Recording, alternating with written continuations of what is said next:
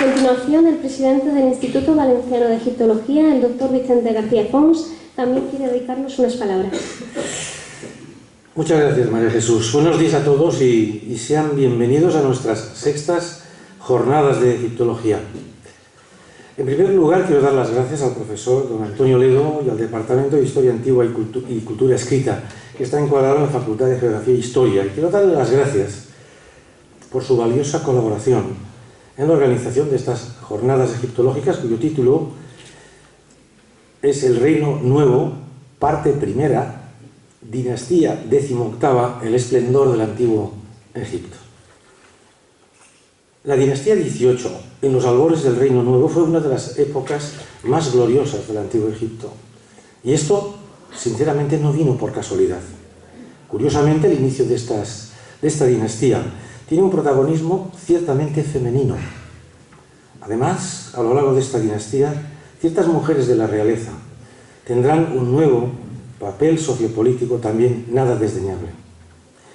Los primeros reyes de esta época, que lograron expulsar a los invasores asiáticos, recuerden que el año anterior dejamos a Egipto en una situación muy comprometida.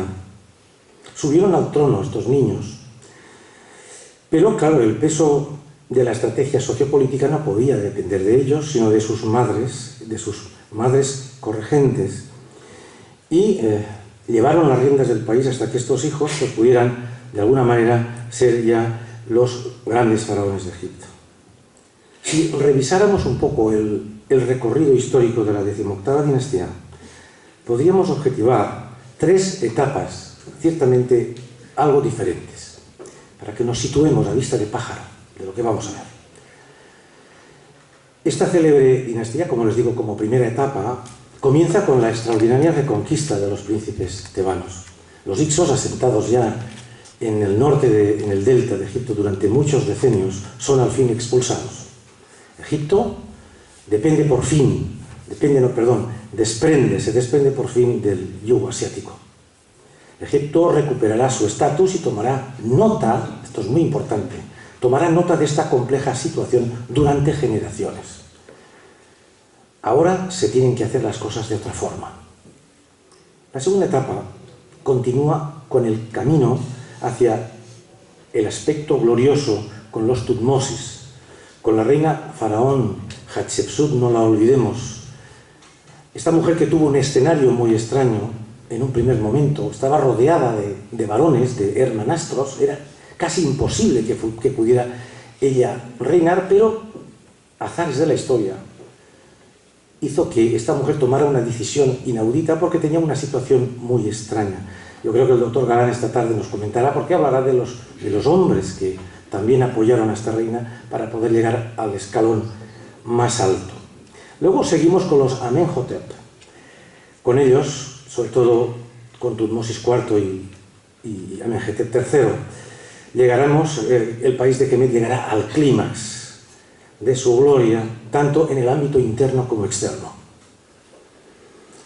Egipto estructurará una política exterior muy inteligente con alianzas, sobre todo con matrimonios políticos.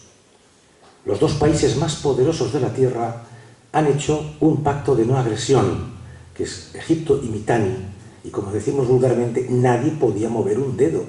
Cualquier país alrededor no se movía porque los 2 países más poderosos estaban unidos. Y, digamos, la tercera etapa se inicia fundamentalmente hacia la segunda parte de la dinastía y acontece un lento desequilibrio progresivo, como consecuencia de una serie de cambios religioso-teológicos que se inician casi ya con Tutmosis IV o Amenhotep III, fundamentalmente, y que llevarán adelante al país casi al borde del caos. Su hijo, el faraón Amenhotep IV Akenatón, será el brazo ejecutor que fracturará los cimientos de la vieja tradición y del pensamiento egipcios. La maquinaria político-religiosa del país se tambaleará.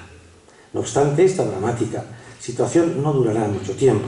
Poco a poco, los últimos faraones de esta dinastía, y sobre todo el faraón militar Horemheb, reconducirán de nuevo la situación a la vieja tradición. La Maat regresa regresa de nuevo al país del Nilo.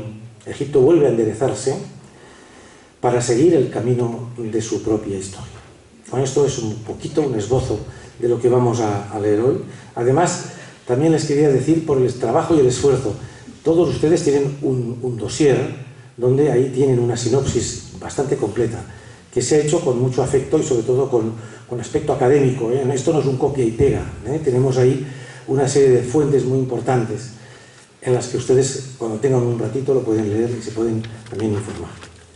Con todo ello, doy la palabra otra vez a nuestra secretaria para que presente al primer ponente.